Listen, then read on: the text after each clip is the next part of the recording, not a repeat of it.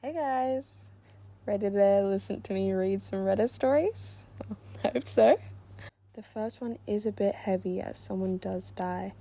It's called My Negligence Cost My Partner Her Life and I'm About to Lose Everything. I, 35 male, have been married to Lisa, 28 female, for 3 years, together 7. A year ago, I fell deeply in love with Amy, 24 female, and had been planning to end my marriage for her. I know it's terrible and not what my wife deserves, but we were the real thing. Together for 7 years. 21 and 28. That's weird. Ew. 2 weeks ago, she had an allergic reaction when we were getting food after work, but she used her EpiPen and seemed mostly okay afterwards. She usually gets checked out at the hospital after a reaction, but I asked if I could take her home and she could get a friend to drive her there because my wife was expecting me back. All I know is that she had a secondary reaction that evening and died. I didn't even find out about it until the following Monday through a work email. It had been eating me up ever since, and I will never forgive myself for not sacrificing an hour of my time to possibly save her. I sent some childish messages to Amy when I didn't hear from her over the weekend because I thought she was angry that I didn't take her to the hospital. I am thankful she never saw them and ashamed that I assumed the worst. How is thinking she ignored you worse than her literally dying? Our relationship was great and the highs far outweighed the lows, but I've always hated being ignored and I lose my cool when it happens. It is not a regular occurrence, and I would have more than made it up to her. You do not sound like a very good person. Yesterday at work, HR and legal were in the CEO's office all day, and my manager ended up cancelling our project meeting because he was with them all afternoon. I was on edge, but an affair isn't exactly a corporate crisis, and I thought something would have already happened if anyone knew. I am now 99% certain it was about me. A few hours ago, I received a message from Amy's phone which said, "This is Amy's brother, Tom. I want you to know it was me." I tried to call, but it went straight to voicemail, and none of my messages have been delivered. Honestly deserved.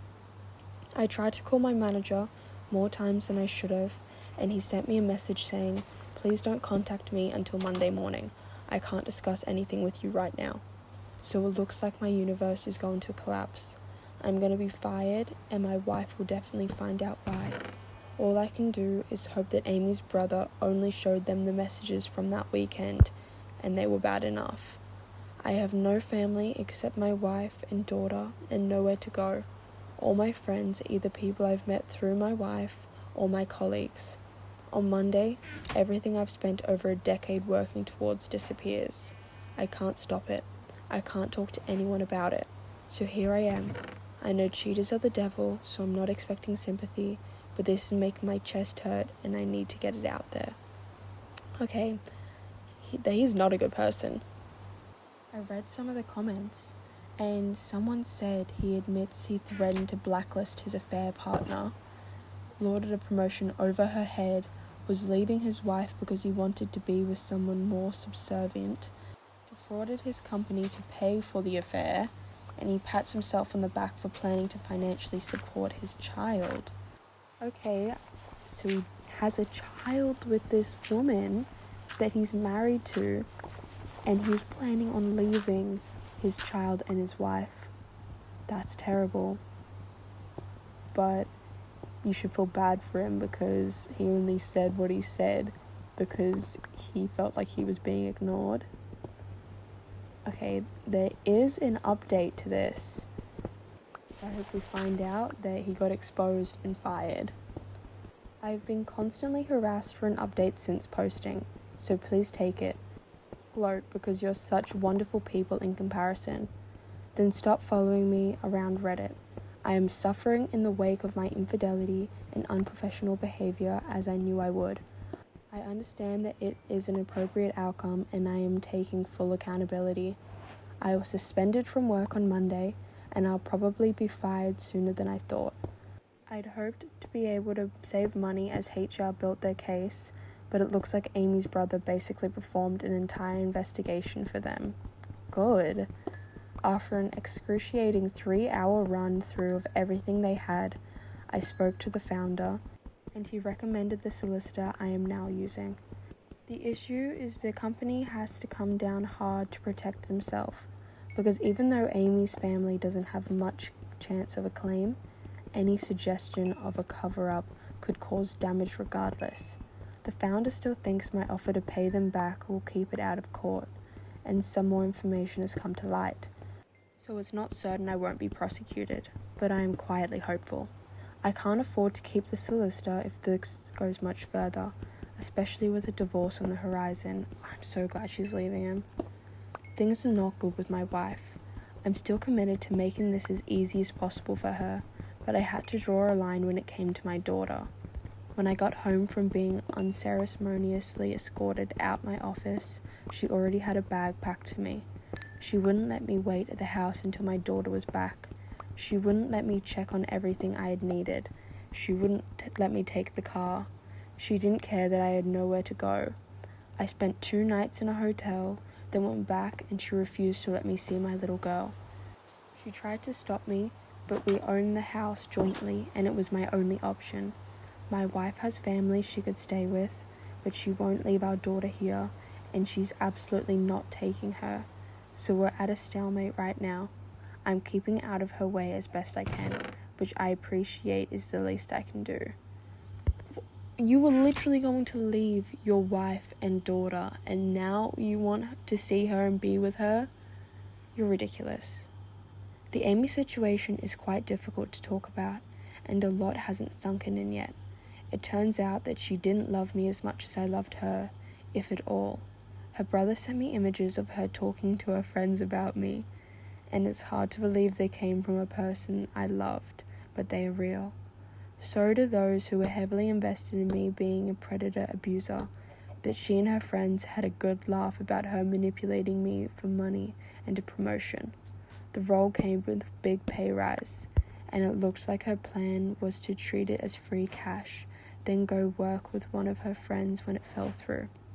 She knew I'd come under scrutiny whenever she messed up, and assumed I'd keep stepping in to save her. She was right. Okay, she was early 20s?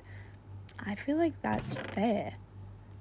You obviously do not care about your partners as you've treated your wife and daughter. Obviously, I am completely humiliated. I was planning to give up everything to build a life with her, and she was treating me like a joke the whole time. My feelings are complicated, so please don't feel entitled to any expansion on this, but I no longer feel guilt over her death. Reddit acted like I kept her hostage while she begged for help. What actually happened was I asked if she could ask her friend to take her to the hospital because I had to go home. She said that was fine because she needed to get some clothes back from her anyway, and I dropped her off as normal. Ultimately, she was an adult who had a better understanding of her medical needs than I did. I still don't know what happened between us saying goodbye and her death, but whatever it was, it had nothing to do with me. I'm sorry for her family's loss, but I bear no responsibility for her passing. I mean, you were her boyfriend. You should have dropped her off at the hospital. She had an allergic reaction. After Amy's messages to her friends were passed around, a few people quietly reached out with words of support. I assumed everyone would write me off like Reddit did, as an abuser and predator. Now it's clear that Amy was using me. They see me as a fool who had then lost it all. It's beyond humiliating, but I have learned I'd rather be pitied than despised, and it improves my legal position with work. They're small mercies, but I'll take what I can get. I remain filled with regret, and I have learned many lessons by the time I get through this. I may have been deceived, but I'm a grown man who made my choices, and I take full responsibility for them. TLDR, I am currently suspended from work, but will certainly be fired. It's unclear whether I am in serious legal trouble. My wife and I are not navigating the end of our relationship brilliantly, but for my daughter's sake, we will get better. Amy turned out to be a better manipulator than she was a project manager, and her brother outed her whilst trying to ruin me.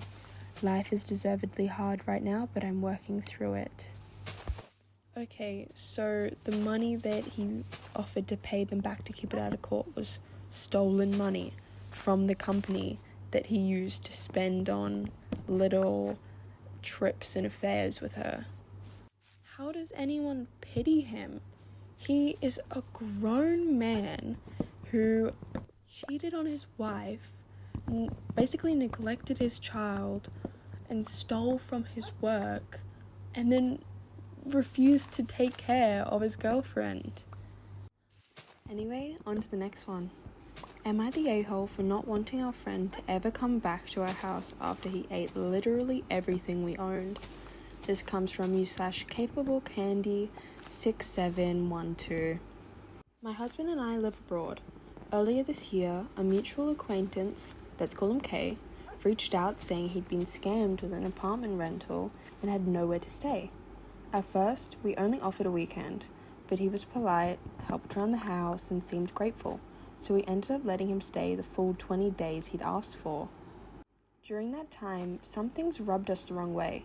He never bought groceries, and multiple times he pretended he was going to pay but forgot his wallet, or claimed he could only use Apple Pay, not accepted at our local supermarket. He'd eat way more than his share. Once my husband and I shared half a pizza, and he ate the other pizza and a half without contributing. Still, we felt bad for him, so we let it go. Okay, what? We stayed friendly, and a few months later we were planning a 17-day trip. Since he was struggling with rent, we offered him to stay at our place in exchange for taking care of our dog. I even wrote a Google Doc with instructions for the house, dog care, gym access, etc. I told him he could eat anything that was going to expire, fruit, veggies, yogurt, etc. When we came back, everything was gone, and I mean everything. The entire fridge, freezer, pantry. He finished 2 jars of jam, a jar of peanut butter, a giant Costco bottle of olive oil, condiments, rice, snacks, cheese, even my husband's supplements, creatine, protein, collagen. He completely destroyed a ceramic pan. He consumed things that usually last us 6 months in just 2 weeks. I honestly suspect he might have taken stuff with him because it's insane how much was missing. I didn't confront him except to ask him to replace the pan, which he mocked me about. It's just a pan. Why are you making it a big deal? I felt deeply disrespected. Now he keeps texting me, acting like nothing happened, and wants to hang out. I told my husband I don't want him in our home ever again. My husband says I'm being too harsh, and if he wants to stay friends, that's his choice. But I feel completely taken advantage of and disrespected.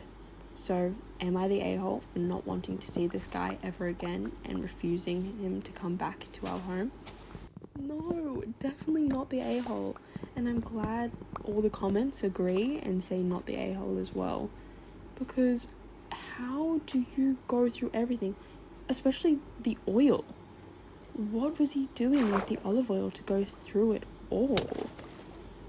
I feel like he definitely would have had to steal some after you guys were being so gracious and letting him stay in your home. Anyway, I'm with OP. I would not want him in my home again. Okay, and on to the last one. Am I the a-hole for causing a scene at my in-laws' anniversary dinner over my brother-in-law's racist comment?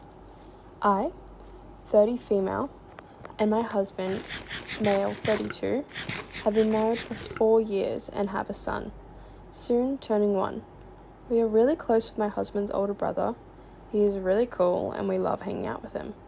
However, I've never really gotten along with his younger brother, let's call him Mark, because, among many other reasons, he has a tendency of putting out racist, sexist, or otherwise inappropriate comments. Dare to say our values and morals simply don't align, but over the years I have learnt to bite my tongue and ignore the comments, and to act civil around him in family gatherings. I talked to my husband about this issue, and have asked him to have a discussion with Mark that we do not allow this kind of talk around our child, as we want to raise him to respect people with different ethnicities, genders, sexual orientations, etc. My husband agreed and promised to talk to Mark about it, or at the very least, intervene if Mark does this ever again in the presence of our son. A few days ago, we went over to my in-laws' house for their wedding anniversary dinner. Everyone was having a great time, up until Mark had a couple of glasses of wine and begun his racist slurring yet again. I'll spare you from the details, but let me tell you, it was bad. I looked over to my husband, expecting him to do or say something, but he did nothing, just sipped his wine in silence. I felt this sudden rage and couldn't hold it any longer, and angrily hissed at Mark something along the lines of, "Will you shut the F up if you have nothing smarter to say?" The whole room went dead silent, and you could cut the atmosphere with a knife. It was so awkward for everyone. We finished our meal quickly and went home as soon as we could. Me still boiling inside from anger over the whole situation and how my husband didn't stand up for me against his brother. Yesterday, my husband received an angry text message from my mother-in-law, stating I had ruined the anniversary dinner by lashing out at Mark at the table like that. I understand her being upset, since the dinner was there to celebrate their marriage and the conflict ruined the mood for everyone, and now there is this big drama in family over what happened. I agree that the timing was not great and that I could have rephrased myself in a more constructive way, but at the same time, I could not take it anymore and felt I had to put a stop to it once and for all. So, am I the a-hole? Definitely, it could have been phrased better, but no, everyone there's an enabler, and I'm glad that you said something against him. Anyway guys, that is the video. Let me know down below if you enjoyed this and leave a thumbs up. Anyway, thank you. Bye bye.